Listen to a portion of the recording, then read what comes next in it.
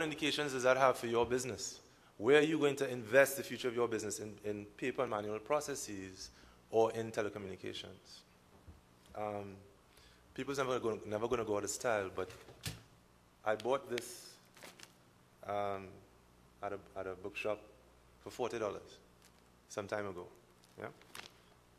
Set of paper. I bought this at Radio Shack. No, Radio Shack. This is a high-end DVD, blank, for $2. This can hold umpteen times more than can hold on all of these pieces of paper in different formats, in video and audio, text, etc., different colors. This is the way to go. And this is going to continue to get cheaper. This is going to get more expensive. So we want to be able to reorient our heads in terms of how we think about going forward with our businesses.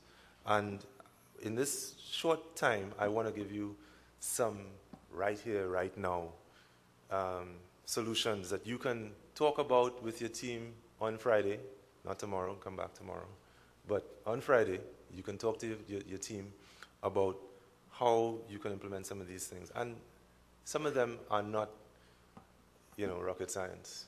How many of you in this room have businesses that have a website? Please put up your hand. Most of you. How many of you use your website in your daily business activities? Very few. Very, very few.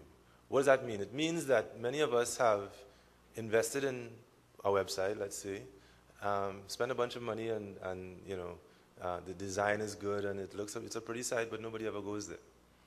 What's the point of that? You have to find ways to get your site to be a business tool, and I'm just throwing up a possibility. All of us are familiar with logging into sites for premium subscription or to get particular types of content. Why not have your customers log, particularly if you're a service organization and part of your role is to respond to queries and to do basic things on customer records, etc. Have the customers themselves log into to your site, get their information, however you deal with them, their account information, and manage their own stuff in concert with you. In fact, the more power and the more access you give customers to their own information, allow them to self-serve, the better their perception of your services to them. Now, I want to repeat that. The more you take and maybe this is a secret between you and us here, the more you take the work out of your organization and give it to your customers, the better they think of you. Think of the airline industry. You can now search for your tickets yourself, book your flight, print your boarding ticket, boarding pass. All of this is stuff that the other organization would have had to pay for, and you're happy. Wow, I can do this on my own. I can get through the airport faster. And these are, again, right here, right now, things that you can do. You already have the site, it's just to use it, that with your technology right now.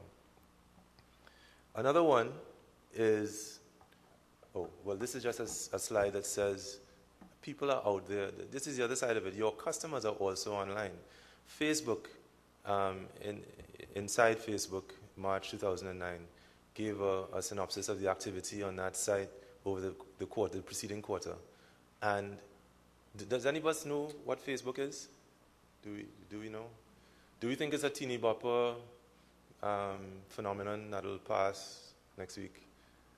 In fact, if you look at the graph, as the ages get older, it comes down the graph, you will see that the over 55 segment had a 500% increase in that quarter. That means that older folks are coming online and on this particular application in droves like never before. The over 35 segment is still, in terms of absolute numbers, the biggest segment of users on Facebook. What does that mean? It means that people with buying power, people who are your customers, are online and on this particular application, but on many others. So it is a viable place for business, and I think it deserves a second look particularly for MSMEs who can expand their borders and get new customers and so on through this 24/7 availability. Another one is voice over IP. The internet started off passing data between military computers, then across university networks. And as it got better into commercialization and into market mediation, other things, it became more robust, and voice and video and a bunch of other things can now seamlessly be passed over one network.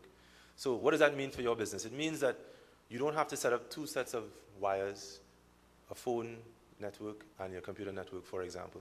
It means that your mobile phone can become a company extension. It means that you can always get to people wherever they are, particularly if you're a small business. It restricts your need to build out physical plant and machinery because people can work from home and be fully integrated into the office. It means that productivity, you don't get your voicemails at the desk and you're not there. You have to pick them up the next day or whatever. And in fact, one of the things that we'll do right now is sort of demo that technology. So, your answer.